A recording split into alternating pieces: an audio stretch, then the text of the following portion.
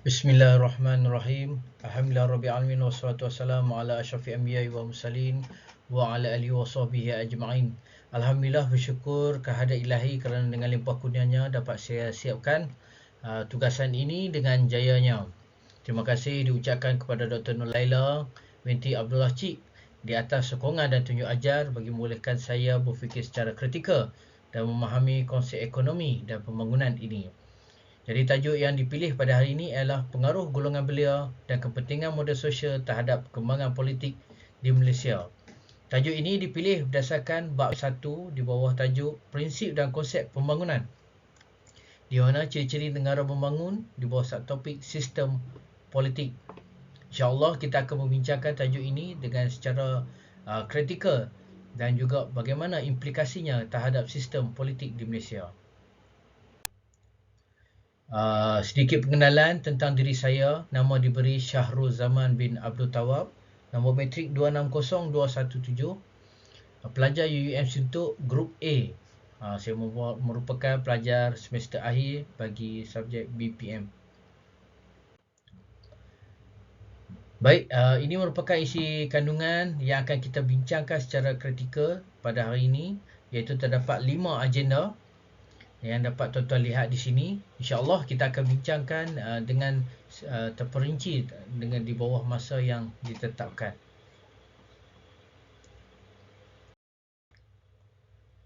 Baik, kita pergi dengan pendahuluan. Golongan belia ataupun pemuda harapan bangsa, pemudi tiang negara. Adalah penting kita melibatkan golongan belia ni bagi mewujudkan masyarakat lebih bekerjasama bagi memastikan tanggungjawab masa depan negara ini dipikul bersama-sama. Okey, konsep model sosial ini adalah satu konsep kita disebut sebagai jabatan ataupun perhubungan untuk menghubungkan golongan kaya dan miskin, pemimpin dan rakyat melalui proses politik, di mana golongan kaya mampu memberi impak kepada golongan miskin dari segi sudut positif dan begitu juga sebaliknya.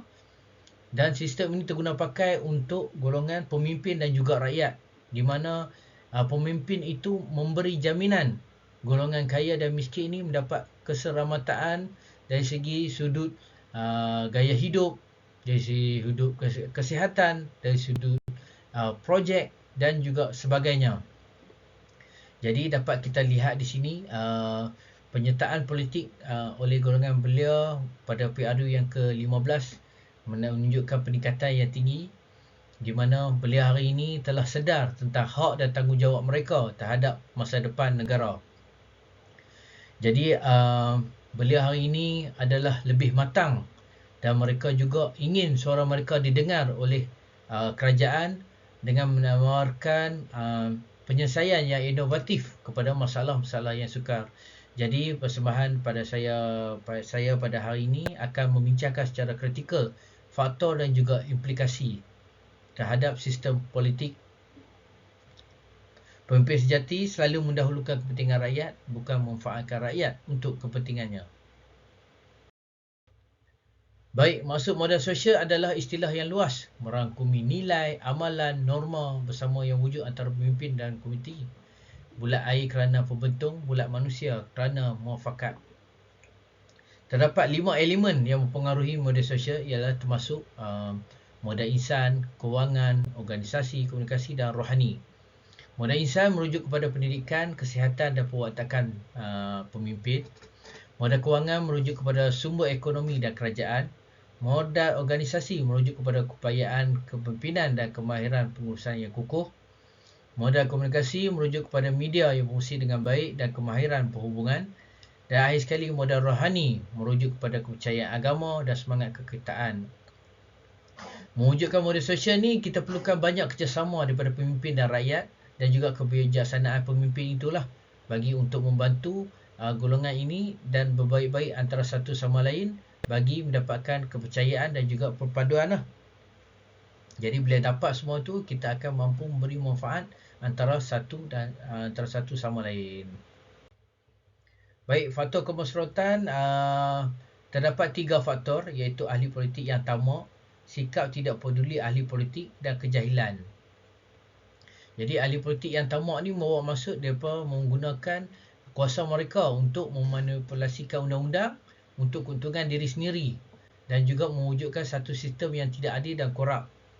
Sikap tidak peduli ini merupakan satu sikap yang acuh tak acuh yang boleh menyebabkan pengurangan pembiayaan kerajaan untuk program dan juga perkhidmatan tertentu, iaitu penting, yang seterusnya membawa kepada ekonomi yang lemah kini yang dirasai oleh rakyat yang sedang bergelut dengan hasil nafkah ataupun ekonomi yang tidak menentu.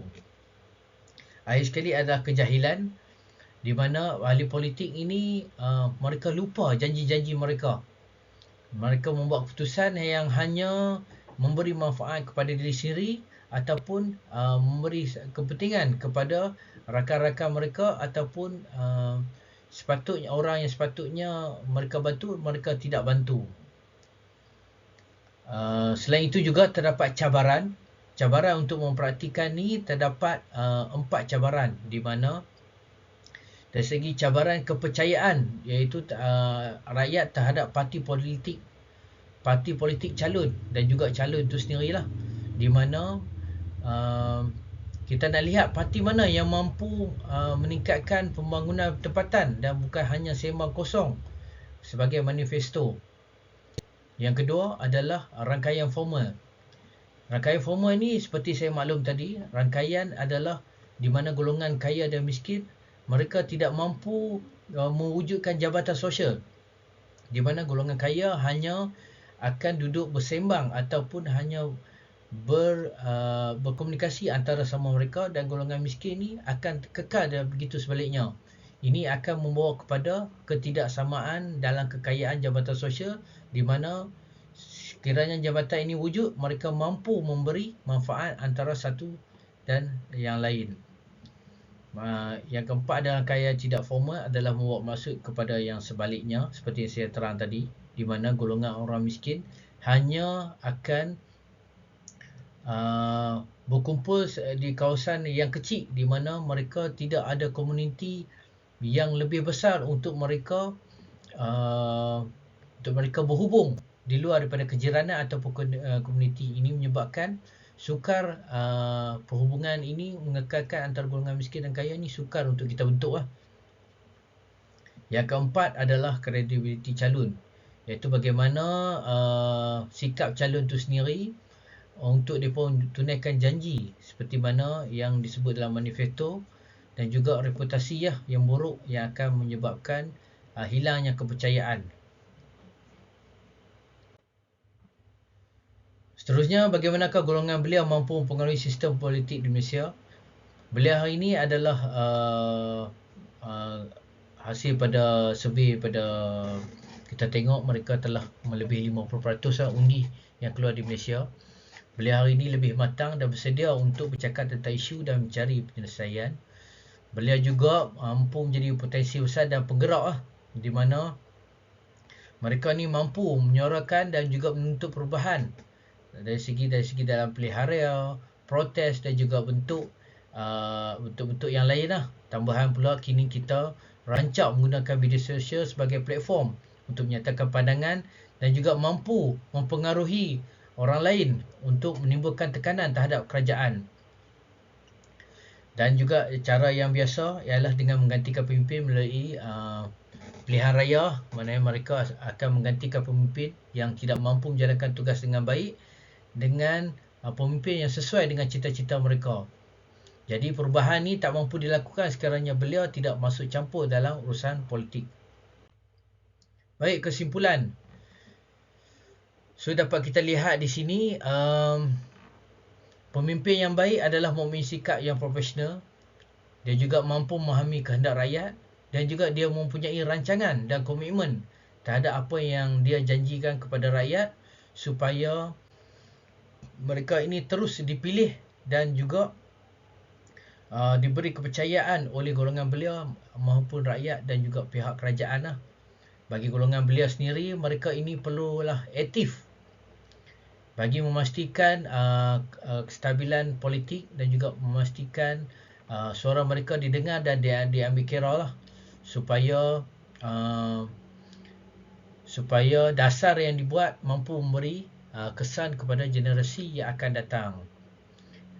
Dan seterusnya adalah dari segi konsep model sosial itu sendiri, ialah pemimpin perlu meningkatkan model sosial dengan menyediakan peluang yang sama rata kepada semua rakyat, tidak memilih golongan atasan atau bawahan yang memberi manfaat kepada diri mereka sendiri ya. Baik, itu saja presentation pada saya hari ini. Semoga ianya memberi manfaat kepada siapa menonton video ini dan mungkin menambah baik penulisan ini yang sedia ada ini dari sudut yang lain. Sekian, terima kasih. Assalamualaikum.